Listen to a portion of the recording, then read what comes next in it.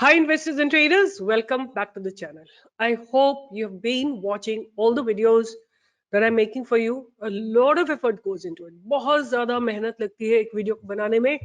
पहले मुझे पूरा almost like half a day जाता है स्टॉक सेलेक्ट करने में. पूरे पैरामीटर्स देखे जाते हैं, फिर आपको स्टॉक दिया जाता है. आपको कल मैंने दो स्टॉक्स बनाए थे आपके लिए, ई मुद्रा और KEI. आज देखिए ई मुद्रा जो था 17-18% का इसने मूव दिया है एक सिंगल डे में. KEI ने ब्रेकआउट नहीं दिया है, रडार पे रखिएगा. जिस दिन भी ब्रेकआउट आएगा उस दिन से लेके अनदर वीक में आपको 15-20% का मूव जरूर मिलेगा. और आज सुबह मैंने खुलने के साथ दिया था क्यूमेंस इंडिया. और क्यूमेंस इंडिया एक ऐसा स्टॉक है जो मैंने जिसका कॉल ऑप्शन कल अपने मेंबर्स को दिया था कुछ 60 के आसपास, और आज इसने जाके हाई लगाया 120 का. क्यूमेंस इंडिया ने आपको अच्छे खासे पॉइंट्स दिए हैं आज के दिन. अगर हम बात करते हैं पराज इंडस्ट्रीज की, इसने भी 4-5 पॉइंट दिए थे. कॉस्ट पे ही क्लोज हुआ है, बट आने वाले दिन में मूवमेंट आएगा. आयशर ने अपने डे हाई को नहीं ब्रेक करा है.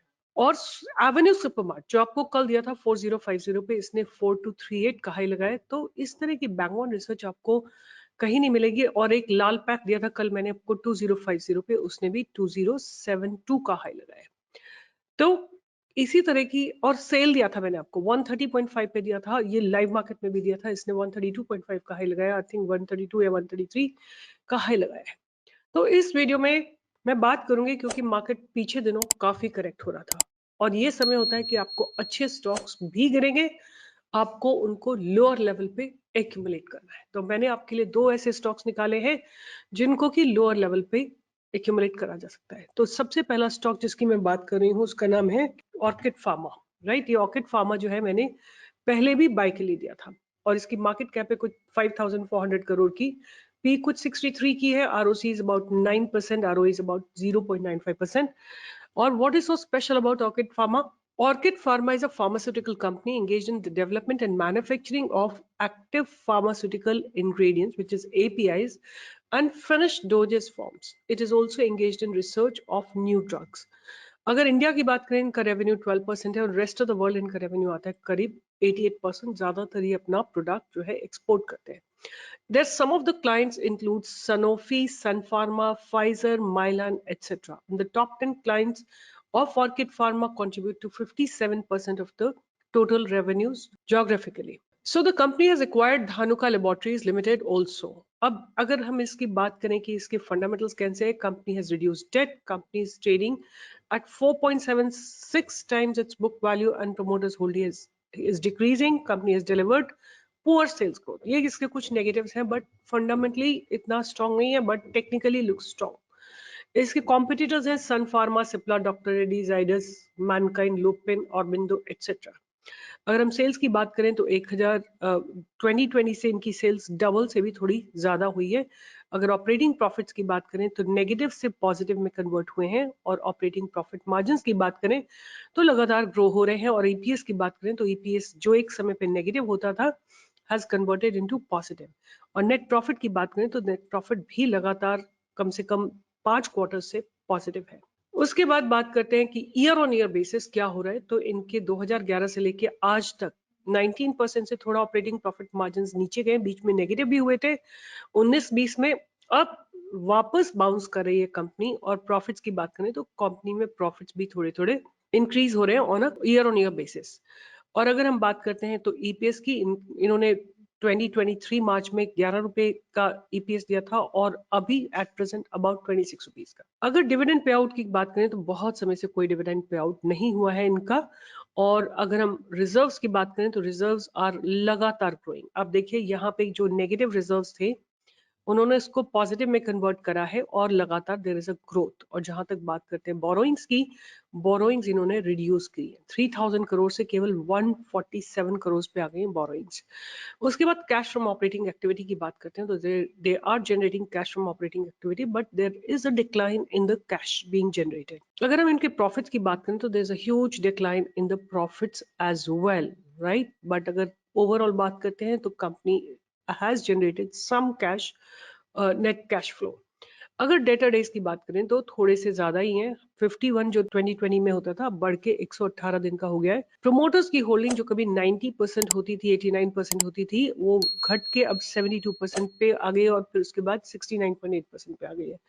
एफआईएस ने अपनी होल्डिंग को बढ़ाया था और फिर धीरे से रिड्यूस किया है। डीआईएस ने अपनी होल्डिंग को लगातार इंक्रीज ही किया है। जहां तक गवर्नमेंट की बात है, कोई होल्डिंग नहीं है। पहले government used to have some holding in it. और जहां तक बात है पब्लिक की, तो पब्लिक का 11.52 share.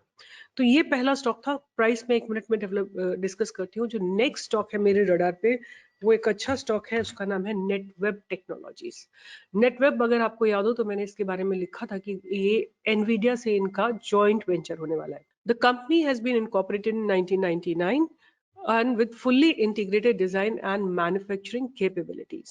NetWeb Technologies designs, manufactures, and deploys HCS comprising proprietary middleware solutions, end-user facility utilities, and pre-compiled application Slack. It develops compute and storage technique and deploys supercomputing infrastructure to meet the rising computational demands of various industries under India's national super computing mission. इस तरह की futuristic companies मुझे बहुत अच्छी लगती है। इस तरह की एडवांस्ड फ्यूचरिस्टिक कंपनीज मुझे बहुत अच्छी लगती है। Being from a tech background, I love this kind of companies. और अगर बात करें तो इनकी जो बिजनेस ऑफरिंग है वो है high performance computing, private cloud and hyper coverage infrastructure, AI systems and enterprise workshops. Then they have high performance storage systems, and then data center servers, software and services for its HCS offerings. So अगर हम इनकी बात करते हैं कि revenue कहाँ कहाँ से आता है, तो सुपर कंप्यूटिंग से 39% आता है, प्राइवेट क्लाउड से 33% आता है, वर्क स्टेशन से 7%, HPS solution से 7%, डेटा सेंटर से 6.5%, डेटा सर्विस सॉफ्टवेयर सर्विस से 2%, and spares and others. And recently they have had a tie up with Nvidia for making the graphics card. It's going to be a very important, like I believe it's a very important piece of news which I have given you earlier, and after that NetWeb has just been moving up like that. अगर इनके collaborations की बात करें, the company collaborates with various technologies partners such as Intel Americas, Advanced Micro Devices AMD, Samsung India Electronics Private Limited, Nvidia Corporation, and Seagate India Private Limited to design and innovate products and provide services tailored to specific customer requirement. Quickly अगर देखते हैं, ये company 8-9 हजार करोड़ की है, P कुछ 158 है, थोड़ा ज्यादा है, ROC 64%, ROE 68%. What a huge ROC and ROE. Company has reduced debt, company is almost debt free, and ROE is about 64.8%. The only thing is this is trading 23.3 times its book value. अगर हम sales की बात करते हैं, sales लगातार grow कर रही है 2022 से। ऑलमोस्ट 1.5-2 साल में अभी तक जो सेल्स है वो 4 टाइम्स से भी ज्यादा हो चुकी हैं। प्रॉफिट्स भी लगातार ग्रो कर रहे हैं और operating profit margins are constant. Net profit is growing and EPS is also slowly gradually increasing, although there was a time जब ये 38 रुपीस पे भी होता था। सेल्स जो है लगातार आप देखिए ईयर ऑन ईयर बेसिस पे इंक्रीज हो रही है। 130 की जो 2019 में थी वो सेल्स बढ़ के 582 हो गई है। और operating profit margins have also gone up. And बात करते हैं अगर इनके net profits, that have also gone up, and EPS में भी एक डिक्लाइन के बाद थोड़ा सा इंप्रूवमेंट हो रहा है। इनके बोरोइंग्स और रिजर्व्स की बात करते हैं, रिजर्व्स हैं 361 करोड़ एंड बोरोइंग्स है 13 करोड़। एंड अगर बात करें तो ये कंपनी कैश रिच है। They have been generating cash from the operating activity and profits from operations are continuously increasing. इनके रिसीवेबल्स हैं 74 करोड़ के एंड टोटल इनके पास नेट कैश फ्लो है 5 करोड़ का। डेटर डेज थोड़े से हाई है, बट पहले से 2021 से थोड़ा कम हुए हैं। और ROC as you know is 64%। अगर हम बात करते हैं कि promoters holding it's 75.45%, and FIs ने अपनी होल्डिंग को स्लाइटली डिक्रीज किया है, डीआईएस ने इंक्रीज किया है, और पब्लिक ने भी अपनी होल्डिंग को थोड़ा इंक्रीज किया। तो ये बेसिकली मोटा मोटा आपके पास स्ट्रक्चर है। अब हम बात करेंगे इनके स्ट्रक्चर की, right. Netweb, here is Netweb technologies. This is how it is. And why is it attracting me? I'll just show you the price. See, this is where I've given for a buy, 955. It made a high of 1890. It's a very rock solid company. आप just देखिए ये अपनी trend line को maintain कर रही है लगातार, और अभी क्या हुआ था, there was market, because market was falling down, it fell and after that it is ready for a fresh breakout. So अब हमारी फ्रेश एंट्री बनेगी around 1600. Please do not rush, और अगर रश करते हैं तो फिर लोअर लेवल पे और बाय करिएगा. आप लोग जगह जगह लिख रहे हैं कि इसका क्या हुआ, उसका. अगर आपको स्टॉप लॉस दिया हो तो एग्जिट करिए, सिंपल. और अगर आप एग्जिट नहीं करते हैं तो लोअर लेवल पे बाय करिए. यही दो सोल्यूशन है, क्योंकि मार्केट नीचे जाता है तो मेरा कोई कंट्रोल नहीं है. मैंने आपको स्टॉप लॉस दे रखा है, आपको उस पर एग्जिट करना ही है. नहीं करते हैं तो होल्ड करिए. जगह जगह बार बार लिखने से कुछ नहीं होगा. 1600 के ऊपर बाय करना है और आपको टारगेट, आप सीधा इसमें 1900 के टारगेट आते दिखते हैं. अगर 1900 क्रॉस हो जाता है तो आपको 2500 तक के टारगेट आने मिल जाएंगे एक साल के अंदर. ये फ्यूचरिस्टिक कंपनी है, ये टेक्निकली एडवांस्ड कंपनी है. I love this kind of product. The way I told you, I like love eMudra. Same way I love these kind of products, these kind of companies which have involvement in the futures of India's growth. This is Netweb. I have told you, अगर आपको stop loss रखना है तो आप रख सकते हैं. अगर आपको एक्यूमुलेट करना है, हम इसमें स्टॉप लॉस नहीं रखेंगे. अच्छी कंपनीज में स्टॉप लॉस रखने की जरूरत नहीं होती है, क्योंकि जब मार्केट वोलेटाइल होता है तो नीचे आती हैं कंपनीज, आपको लोअर लेवल पे बाय करना है. तो आप इसमें बाय एक्यूमुलेट कर सकते हैं 1300 पे. अगर आपको ये मिलता है तो एग्रेसिवली आप एक्यूमुलेट कर सकते हैं, राइट. इस जगह पे अगर आपको मिलती है एक प्राइस 1300 1290 के आसपास, तो आप इसमें एग्रेसिवली इन्वेस्ट कर सकते हैं. So that was the first one. So the second stock that is on my radar is Orchid Pharma. Orchid Pharma may be similar thing here. I have given for a buy at around this value, which is 522. It made a high of 1354. Or again, the stock looks ready for a breakout. It is decently maintaining its trend line. आप देखिए इस trend line को बहुत अच्छे से stock जो है maintain कर रहा है, राइट. अच्छे से मेंटेन कर रहा है. और यहाँ से जब भी आपको फ्रेश ब्रेकआउट मिलेगा, आप इसमें बाइंग इनिशिएट कर सकते हैं. 1070 के ऊपर आप बाय कर सकते हैं और आपका एक्यूमुलेशन जोन रहेगा कुछ 960 का.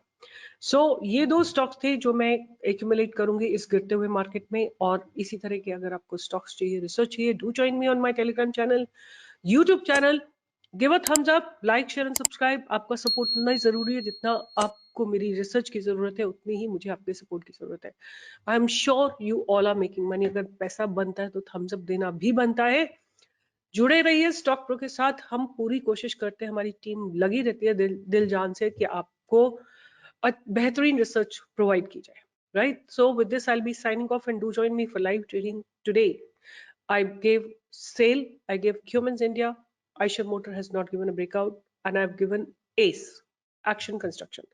All three of them have given beautiful breakout, and do join me for live trading every day from 10 to 11. Link आपको, अगर आप YouTube पे जाते हैं तो सिंपली जाके लाइव सेशन में जाइए. 10 से 11 हम लोग लाइव होते हैं और ज्वाइन कर लीजिए यहाँ पे जाके. ऑलराइट, यहाँ पे आपको मिल जाएगा लेटेस्ट वन, आप उसको ज्वाइन कर सकते हैं. All the best, take care and see you in the live market. Bye bye, take care.